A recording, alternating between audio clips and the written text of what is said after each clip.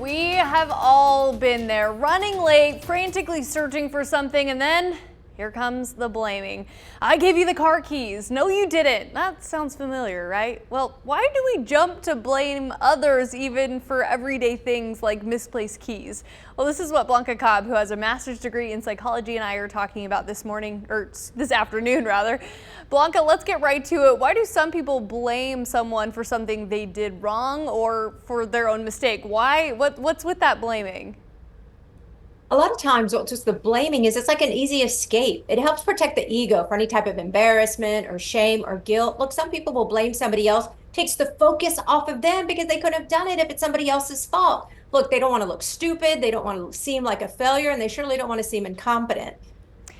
You know, that constant blame can really hurt a relationship, right?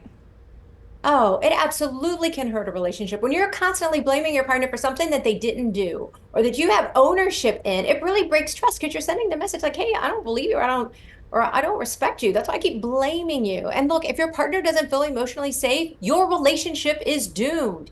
When you blame, what happens initially?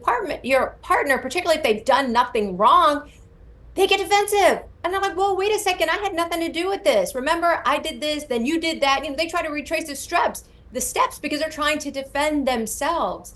This blaming can lead to resentment. Again, if there's resentment in your relationship, you're setting itself up to be doomed. It's just not good. Oh, and the last thing is, if you're constantly blaming your partner, you could actually say something that's more neutral, but because they're so used to being blamed, they're going to see blame, hear blame, and feel blame in this neutral statement that you're making. I think that's well said. You know, easy to blame, but how do you stop that blaming? It starts with you. The first thing you have to do is own it. You messed up. Who cares? It's no big deal. It doesn't make you look stupid or silly or whatever negative thought you might have.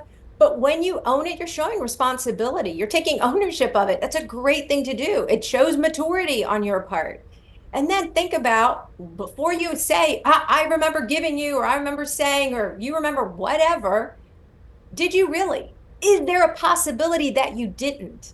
What's your role in this? And then when it's all said and done, what can you do differently next time instead of blaming? So if you take some personal accountability, man, it helps increase your responsibility level, and it decreases any frustration that you and your partner could have. And also remember this, when you are blaming, you're not focusing on solving a problem. If you're putting your partner in a defensive position, they're not going to help you. You're going to be arguing, going back and forth. Instead, it's like, hey, I think I forgot to pay the bill, or, I think I misplaced those keys. Would you mind helping me find the keys? Or if I forgot to pay the bill, what do you think we should do?